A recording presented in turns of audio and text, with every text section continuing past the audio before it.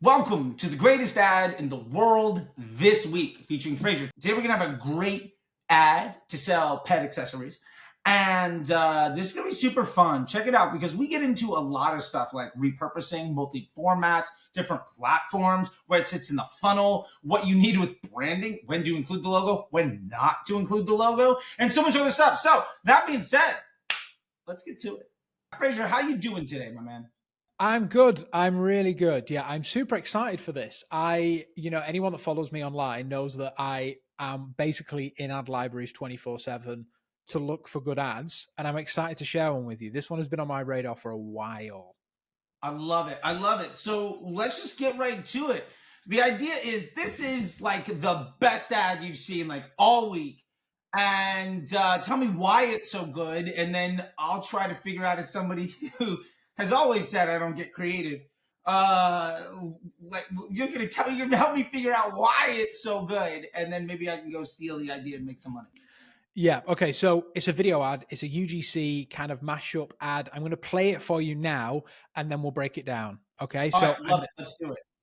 pay attention. Okay. My dog went from muddy puppy to handsome hound in just 5 minutes with Pupjet. It lathers, rinses, and scrubs your dog with one single device. Now, instead of hand scrubbing this mud monster for hours, he's dirt-free in 5 minutes. Just add soap, connect to your garden hose or indoor shower, and lather them down. Then switch to water mode for a quick rinse and watch the dirt disappear like magic. All done and ready for the next adventure.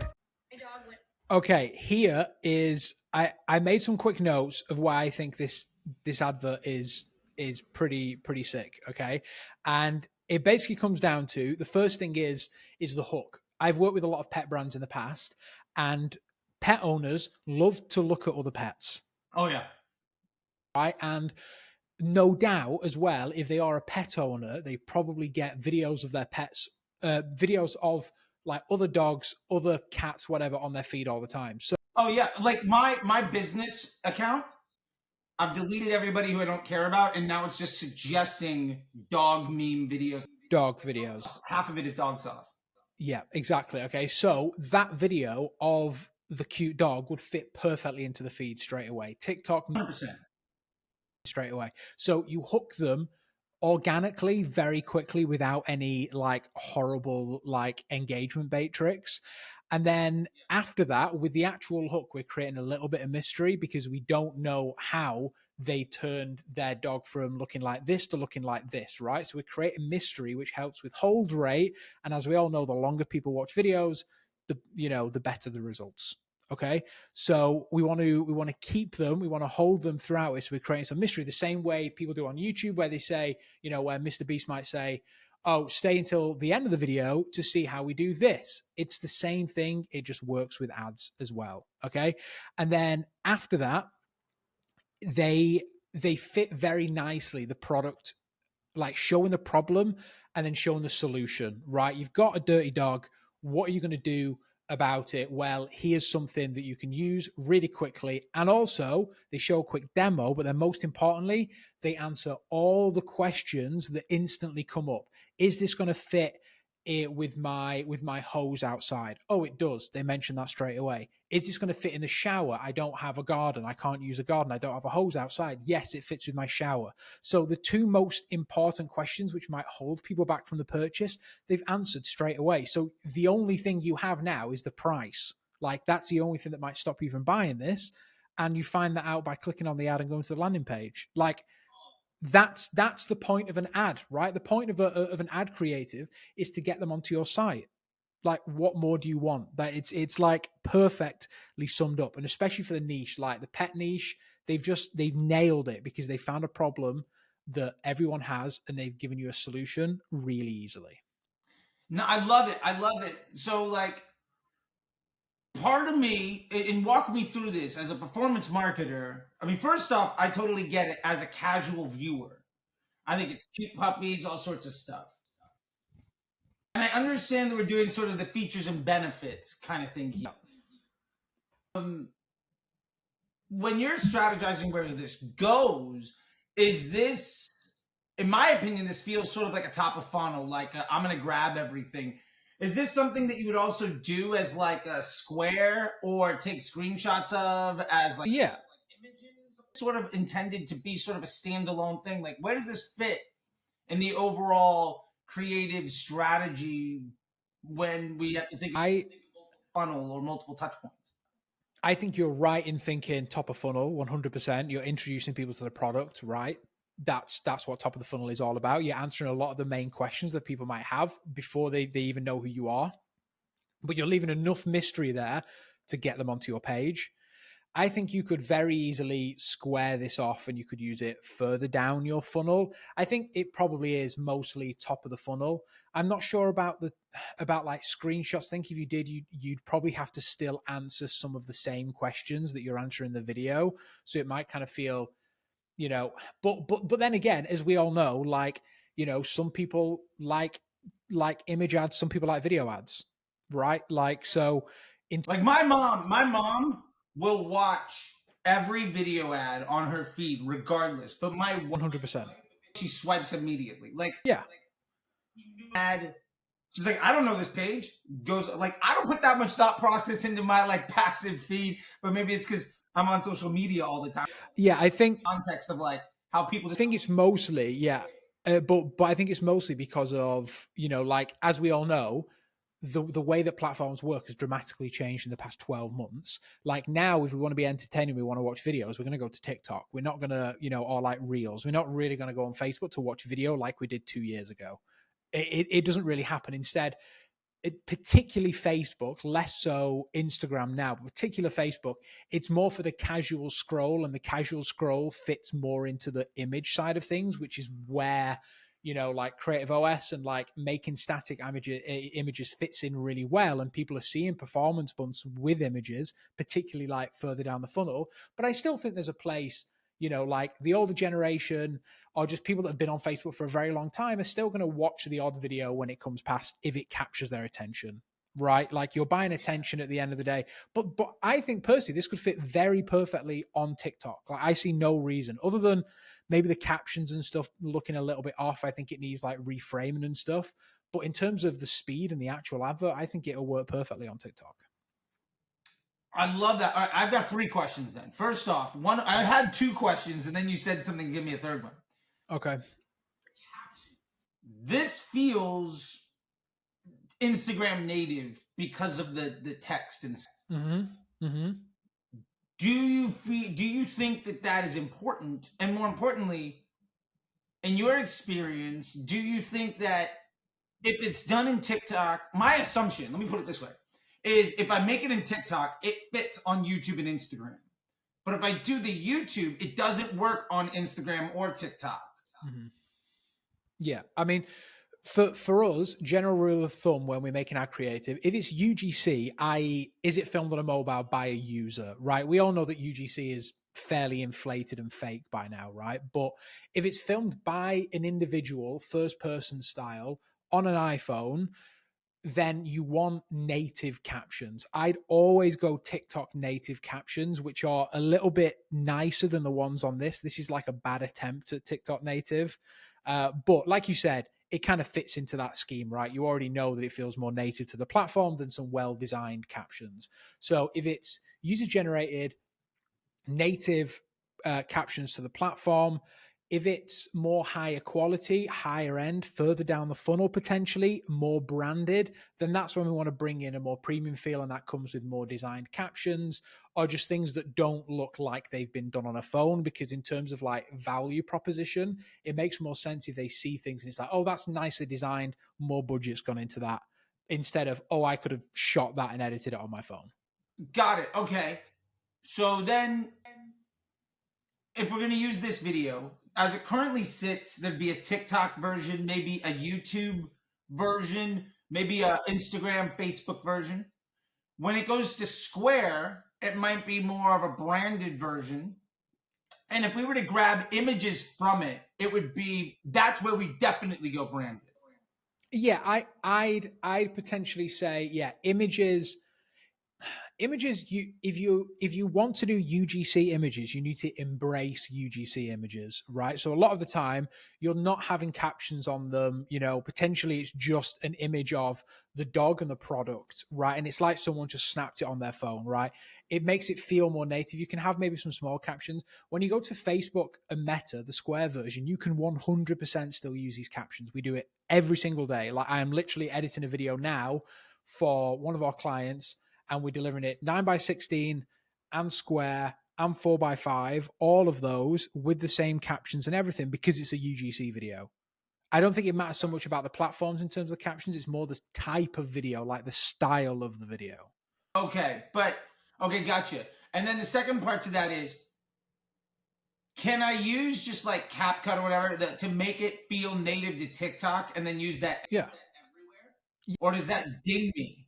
No, see, I would say, so you are perfectly fine using TikTok creative down. Like if you say TikTok is like the very top of the pyramid, you can use that trickling down on every single other platform, right? Because people have become very, very aware of what TikTok looks like, whether they're on the platform or not, right? And it's just, TikTok have done captions very well, that they're very clear and easy to read. And so you can use TikTok creative anywhere down in terms of platforms. What I wouldn't do is edit something which is glamorous and lovely looking, very branded, and use that on TikTok. It's just not going to convert, right? Because of the nature of the platform, it's just not going to work. So instead, what you want to do is you want to potentially, what we do anyway, our workflow is start editing for TikTok. Like if it's a UGC, this is edit for TikTok and then publish down. If it's a high production video, we edit for Meta and then we come down. Gotcha. Okay. And then my last question is, for the images, like the idea of, as much, because I love repurposing stuff. Like I was just showing you my workflow on like how to make 100 videos in like 30 minutes.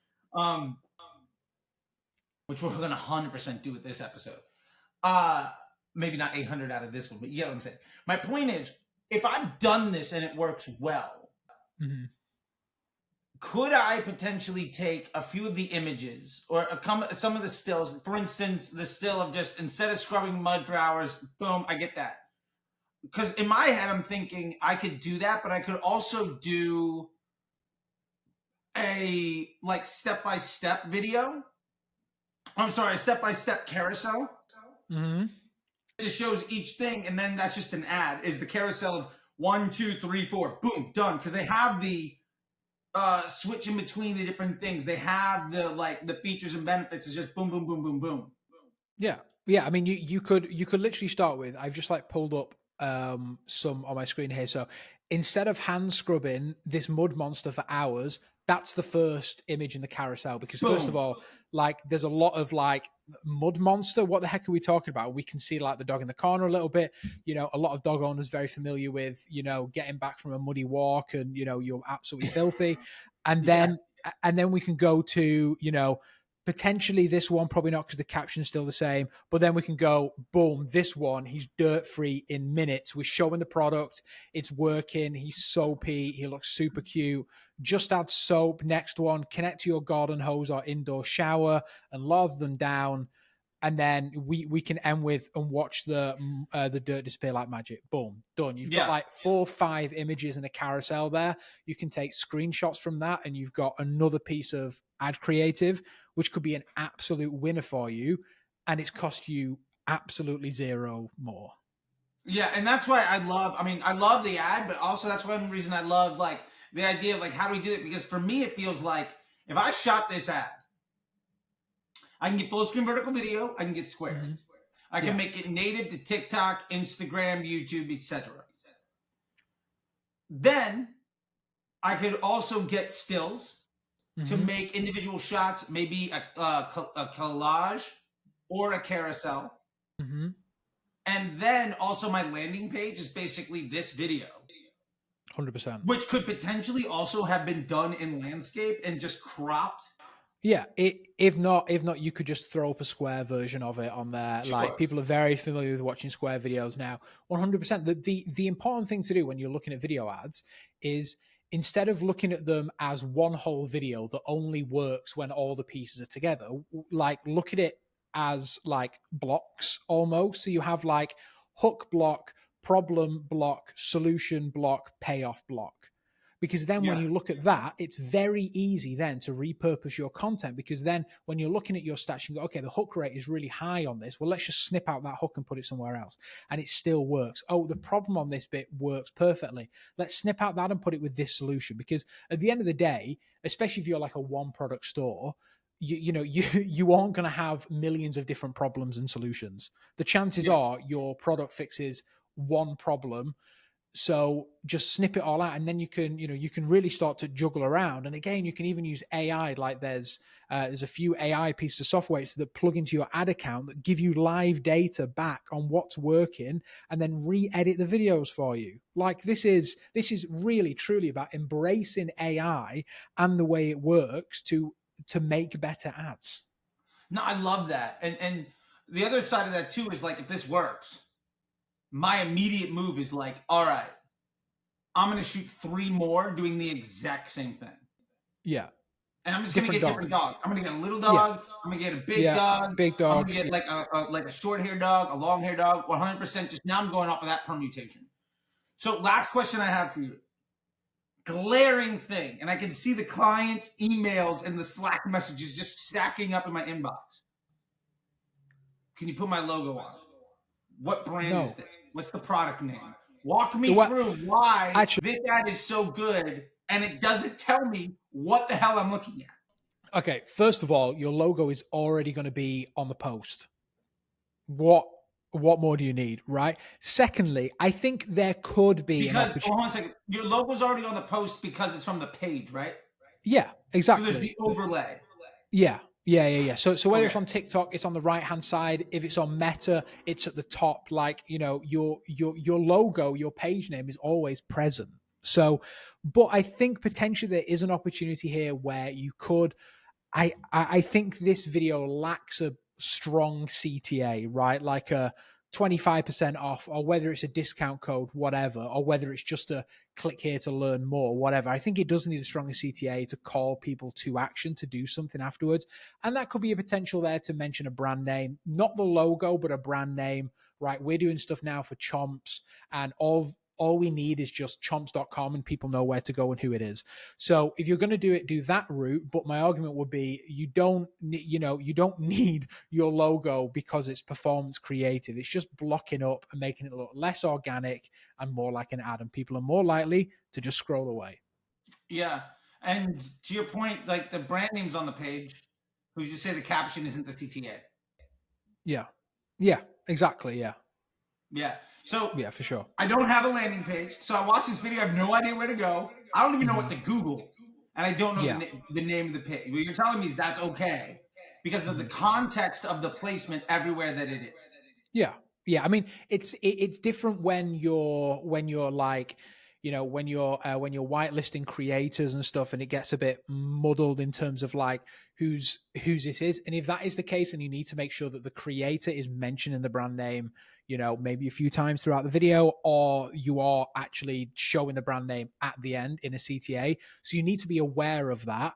So if you are going to whitelist stuff, then yes, but just make sure that you are mentioning the brand name, because people need to know where to go, right? Because not necessarily all the time are people going to click from whitelisting ads, but that's a different scenario. Right now, we're running this on the brand page. What more do we need? Nothing is the answer. No, I love it. All right, man. I think this is done it for us. Thanks to PupFrendz for the amazing ad here, which I only know because I take a look at the Foreplay board. And maybe we'll link to that at some point down below as well. But thanks, Frazier. I'm stoked. I had fun doing this thing, man. Let's keep doing this because I think this is great. And for that being said, people that are watching, if you want more stuff like this or potentially to have your ad featured, drop them in the comment section below. Especially if you got a Foreplay board, and like we're gonna just keep doing this stuff because I think I learned a lot, and I'm super excited to see how we break this stuff down and just see where this thing goes. So in honor of PupFrendz, I'll make sure that the link in the description shows you how to buy this thing, because I might need to get one for myself, and also a link just to the ad and everything else. So with that, Fraser, I really appreciate it, man. No worries, I'll man. let you go. How's that? Yeah, sounds good. Thanks very much for having me. All right, buddy. I'll talk to you later. See ya. Bye.